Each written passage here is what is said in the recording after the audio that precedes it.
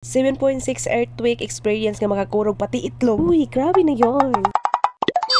Hi everyone! Another day na. Lain kitang tingog karon mga zay kay ni uk-uk nagid pati akong tingog na hadlok gyud sa mga panghitabo kagahapon adlaw zay. Pati gyud ang akong tingog mga zay na trauma gyud mga zay hapit mawala. Huy, pag duty nako kagahapon sa buntag mga zay okay gyud kayong panahon mga zay. So dili gyud nato ma-predict no, di gyud nato mabalaan nga mulinog na di ay mga zay. Okay pag gyud kayo mi ani nga tay mga zay no nagbuhat pagani ko ani og kanang questionnaire para sa exam. So sige pa mi pangataw anay ani mga zay hantod gani abot gyud ang time nga ning linog. Hinay pa to pinakauna. Nakakuha pa gani ko sa akong cellphone og naka-record pa ko kay hinay palagi pinakauna. Hantod ganing kusog ning gid siya og maayo nga og mulakaw katumbaho na gyud ka mga zay. Sus kay ara na yung kusog gaw nya paminaw gyud ako mga zay no mura na magmatanggal ang third floor kay mura na magnanilagiti na. Sus mura gyud mi diri og giduyan kay naami sa third floor zay. Nya natumba na among water dispenser sa ibabaw zay. Panik na ang tanan zay, nalimta na ang dock cover and hold. Naglumba nagpanagan zay. Katong mga earthquake drill nato nindot man to kay di man ta mga kuan ato mga mumo di ta mga sapid. So lahi na gyud pag aktual na gyud siya mga zay ginuo ko. Naglumba na migpanggawas mga zay kay lumbag dagan mga zay basos paglingin ako zay kinana may mga estudyante zay na nanghilak na unya lisod pod og maglumba migpanagan nito mga teachers no nya amo mga estudyante na nga bilin nang hupo na lang gid pod mi mga zay oy kay wala pan pod mi kasuksukan. Ang mga estudyante zay nagyahay nagpagampo Hail Mary full of grace nya ako apo diri azay kasi pugunahoy Ginoo ko Lord ayo sa intaon mi kuha Lord kay wala pa gid intaon mi kakita sa among liwat. Huy mao jud ako hunahunaan nga huy wala pa man taon mi liwat ayo sa intaon mi kuha Lord. O di ba sa kadaghan kahadlukan ang kahadlukan ra gid day ang dili gid makaliwat. Huy grabe na yan. So arang-arang ra gid pod siya zay no kay mga kahoy ra man pud ni diri ang mga zay pero maulagi hardwood man pud. Pag malambahan sad ka dilang pud kay bukol imong makuha ni makuyapan gid pud ka. Pero grabe na gid akong pangurog ani nga tay mga zay. Uy Ginoo ko murag nanggahi na gid ang ako ang tiil akong paa nga murag ako di katindog.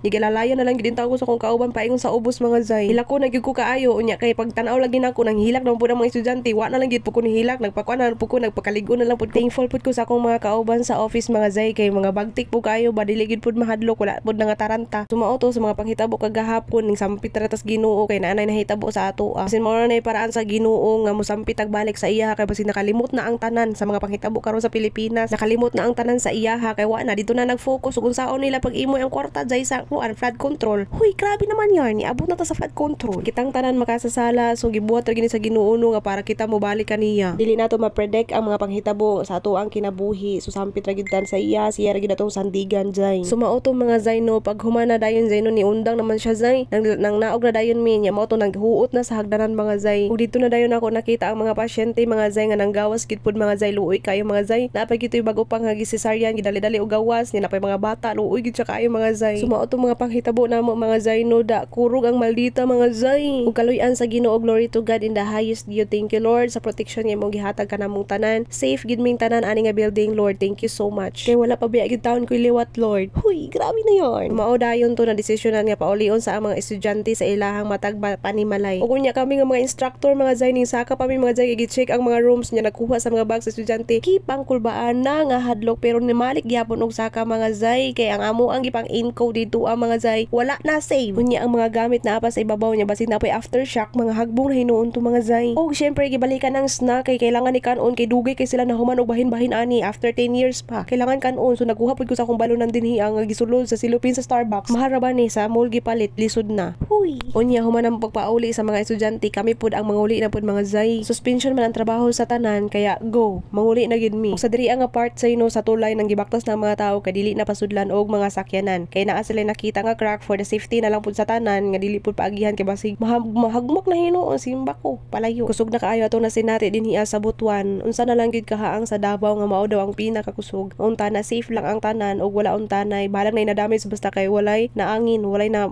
matay. Wala man ta kabalo sa mga mahitabo pa pero magampo lang gid ang tanan mga zay nga protektahan ta sa Ginoo ilabi na ang atong mga pamilya nga tuwa sa mga lagyo pud dili nato kauban. Ginoo ra gyud haybaw sa tanan ang aton lang yung buhaton ang pagsampit sa iya ang pagpangayo pasaylo ang pagampo sa iya nga proteksyonan ta adlaw-adlaw. Na ako diri na aka dira gasiga ang ilong gasiga ang mata gaginhawa pa. Pagpasalamat sa Ginoo nga kita buhi pa gaginhawa pa.